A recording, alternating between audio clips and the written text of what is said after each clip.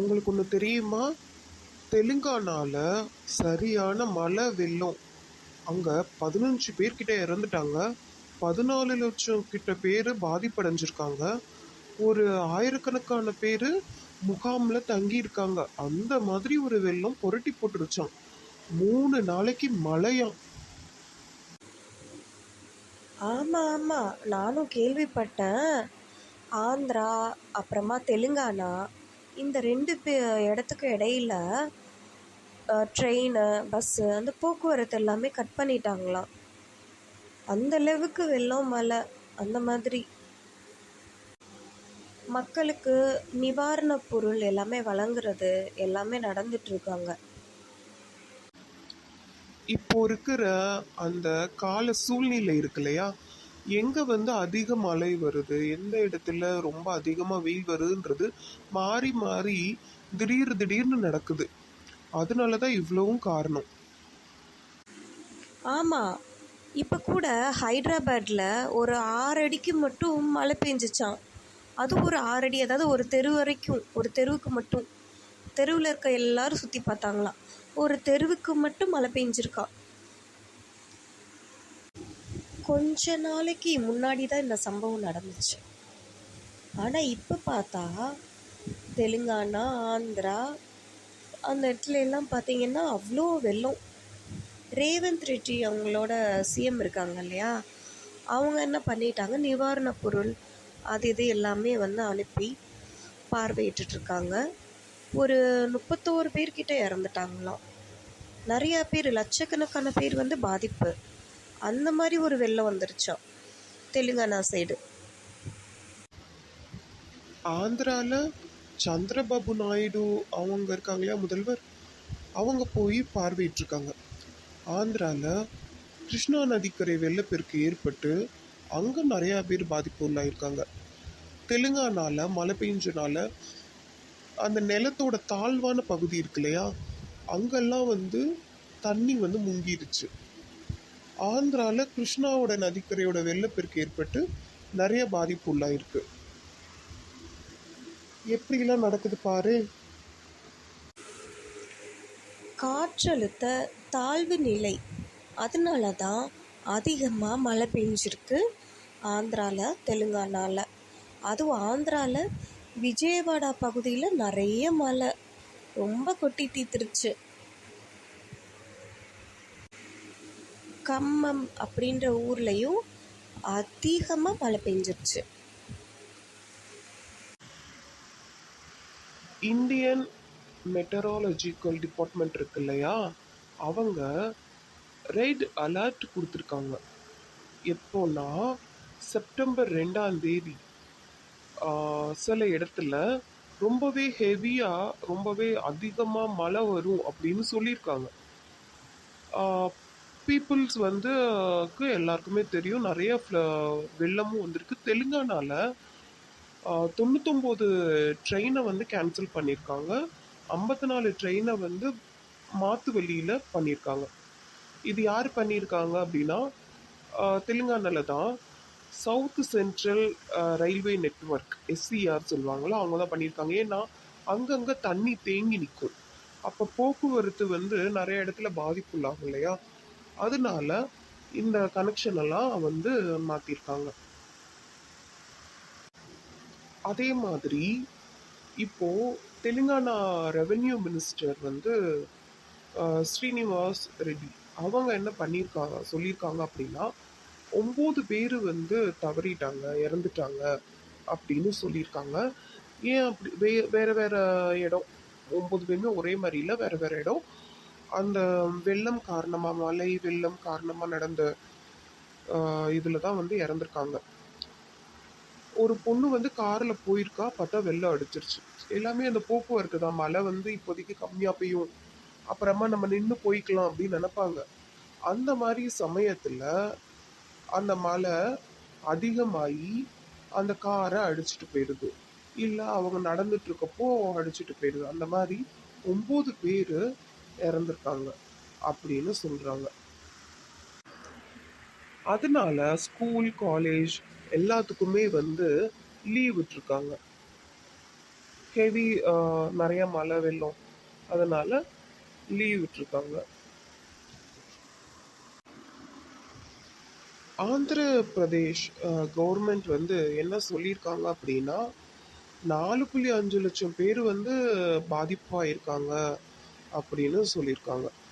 எந்தெந்த இடம்லாம் வந்து பாதிப்பாயிருக்கு அப்படின்னா எந்தெந்த மாவட்டம்னா என்டிஆர், குண்டூர், கிருஷ்ணா, எலூரு, பல்நாடு, பப்த்லா, பிரகாஷம், இந்த இடமெல்லாம் வந்து ரொம்பவே மோசமாக இருக்கு அப்படின்னு சொல்லியிருக்காங்க.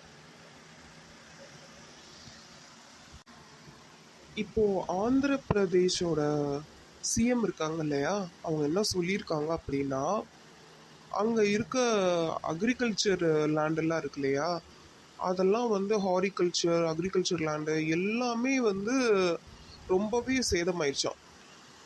குண்டூர் சிட்டியே கம்ப்ளீட்டாக ரொம்ப ரொம்ப டேமேஜ் ஆயிடுச்சு அப்படின்னு சொன்னாங்க. அப்புறமா இந்த தெலுங்கானா, ஆந்திரா எல்லாருமே வந்து சென்ட்ரல் கவர்மெண்ட் கிட்ட ஹெல்ப் கேட்டிருக்காங்க. ஸோ அங்கே இருந்து ஒரு நேஷ்னல் டிசாஸ்டர் ரெஸ்பான்ஸ் ஃபோர்ஸ் இருக்கு இல்லையா, அவங்க மூலமாக அந்த வெள்ளத்தில் முங்கினவங்க எல்லாருக்குமே வந்து ஒரு ரெஸ்கியூ ஆப்ரேஷன் மாதிரி கிடச்சிட்ருக்கு. இப்போது மோடிஜி அண்ட் அமித்ஷா வந்து பேசியிருக்காங்க. அதே மாதிரி ராகுல் காந்தி அவங்க இருக்காங்க இல்லையா, அவங்களும் என்ன சொல்லியிருக்காங்க அப்படின்னா காங்கிரஸ் ஒர்க்கர்ஸ்லாம் வந்து அந்த வெள்ளத்தில் முங்கினவங்க இவங்களுக்குலாம் வந்து ஒரு அவசர ஹெல்ப் வந்து உதவியெல்லாம் பண்ணணும், ரெஸ்கியூலாம் பண்ணணும் அப்படின்னு சொல்லியிருக்கிறாங்க. இப்போ ஆந்திர பிரதேஷ் அப்படின்னு எடுத்துக்கிட்டோம்னா அஜித் சிங் நாகர், நந்தமுரி நகர், ஆந்திர பிரபா காலனி, எல்பிஎஸ் நகர், பாம்பே காலனி, அயோத்தியா நகர், மந்தூரா நகர், ராமகிருஷ்ணாபுரம், நியூ ராஜேஸ்வரி பேட்டா, ஓல்டு ராஜேஸ்வரி பேட்டா, பிப்புலா ரோட், பயக்க பயக்கபுரம், சாந்தி நகர், பிரசாந்தி நகர், ஜக்கம்புடி, பாத்தப்படு, இந்த இடம் எல்லாமே வந்து ரொம்பவே வந்து இதாயிடுது வெள்ளம்னால, மோசமாயிருக்கு வெள்ளத்தினால, மழை வெள்ளம் அதனால. அதே மாதிரி நம்ம என்டிஆர்எஃபோட எஃபெக்ட் மூலமாக 2 ஏர்கிராஃப்ட் மூலமாக ரிலீஃப் ஒர்க்கர்ஸ்லாம் வந்து அங்கே ஹெல்ப் பண்ணியிருக்காங்க பீப்புளுக்கு. ஹால்வாரா, பாதிண்டா அந்த இடத்துல எல்லாம் இது வந்து சென்ட்ரல் கவர்மெண்ட் மூலமாக நடந்துட்டுருக்கு. அப்புறமா 30 டன்னில் என்னென்ன நிவாரணப் பொருட்கள் தேவையோ அது எல்லாமே வந்து விஜயவாடா, சம்சாபர்ட், இது எல்லாமே ஹெலிகாப்டர் மூலமாக அங்கே வந்து கொடுத்துட்ருக்காங்க, பாதிப்படைஞ்ச மக்களுக்கு கொடுத்துட்ருக்காங்க. அதே மாதிரி தெலுங்கானா கவர்மெண்ட் என்ன சொல்கிறாங்கன்னா இதை தேசிய பேரிடராக அறிவிக்கணும் அப்படின்னு சொல்கிறாங்க. ஸோ ரெக்வஸ்ட் கொடுத்துருக்காங்க சென்ட்ரல் கவர்மெண்ட்டுக்கு. இது வந்து ஒரு ரொம்பவே பாதிப்படைஞ்சது, மக்கள் ரொம்பவே கஷ்டப்படுறாங்க, இதை வந்து சீக்கிரமாகவே என்ன தேசிய பேரிடராக அறிவிங்க அப்படின்னு சொல்லியிருக்கிறாங்க. அதே மாதிரி மழை வெள்ளம் எல்லாமே நின்றதுக்கு அப்புறமா ஒரு செவ்வாய்க்கிழமை போல் சாயந்தரம் போல் மறுபடியும் வந்து அந்த அந்த ரயில் சர்வீஸ் எல்லாத்தையுமே வந்துட்டு மறுபடியும் தொடங்கணும், அதுக்குரியது மழை வெள்ளம் எல்லாமே நின்றதுக்கு அப்புறமா ஸ்டார்ட் பண்ணணும் அப்படின்ற மாதிரி சொல்லியிருக்காங்க. இப்போ மழை வெள்ளம் அந்த மாதிரி சமயத்தில் மின் இணைப்பும் போக்குவரத்தும் இருக்காது.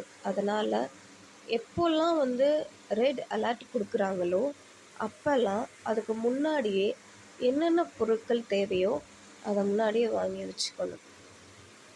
அரசாங்கமும் நிவாரணப் பொருட்கள் தருவாங்க. அதே மாதிரி அனாவசியமான போக்குவரத்தை தவிர்க்கணும். அப்போ தான் மழை பெஞ்சிட்ருக்கு அப்படின்னா அப்போ வந்து அந்த நேரத்தில் வந்து வெளியில் போகிறதோ ஏதாவது வாங்க போகிறது இல்லை வேலைக்கு போகிறது அந்த மாதிரி இருந்தது அப்படின்னா அந்த மழை வெள்ளம் காலத்தில் வந்து ரொம்ப கஷ்டமாக இருக்கும், ஆபத்தாகவும் சில நேரத்தில் முடியலாம். அதனால் வீட்டிலே இருக்கிறது தான் ரொம்பவே நல்லது. மின் இணைப்பு, போக்குவரத்து இதெல்லாம் வந்து அந்த ரெட் அலர்ட் குடுக்குறப்போ, இல்ல மழை வெள்ளம் வரப்போ வந்து இருக்காது. சப்போஸ் உங்களுக்கு நிவாரண உதவி தேவைப்படுதுன்னா, அந்த டைமில் வந்து ஒரு நம்பர் குடுத்துருப்பாங்க. இல்ல ஒருத்தவங்க வந்து ஹெல்ப் தேவைப்படுதுன்னா, அப்போ நம்பர் குடுத்துருப்பாங்க. அதுக்கு கால் பண்ணணும் அப்படின்னா, பேட்டரியெல்லாம் வந்து பா பவர் பேங்க் போட்டு வச்சுக்கோங்க. எல்லாமே ரெடியாக எடுத்து வச்சுக்கோங்க அந்த மாதிரி. ஏன்னா கரண்ட் எப்போ வரும், எப்போ போகும் அப்படின்றது தெரியாது. ஸோ பேட்ரி வந்து இருக்கிற மாரி வச்சுக்கோங்க. அப்போ தான் வந்து ஏதாவது ஹெல்ப் அப்படின்னா கூப்பிட முடியும். இல்ல அப்படின்னா, அந்த ஏரியால இருக்கிறவங்க மழை வெள்ளம் காலத்தில் மாடியில், அதாவது அந்த கீழே மட்டும் தான் தண்ணி இருக்குது அப்படின்னா, மேலே நின்று கூட வந்து ஹெல்ப்புக்கு கேட்டாங்க அப்படின்னா, ஸோ அது மூலமாகவும் ஹெல்ப் கிடைக்க சான்ஸ் இருக்குது. இல்ல வந்து ஒரு குட்டி ஷிப் வந்து குட்டியா ஒரு போட் மாரி கொண்டு வருவாங்க. அதுலயும் வந்து நம்ம வந்து சேஃபா போய்க்கலாம். நிவாரணப் பொருளும் கரெக்ட்டா வந்துரும்.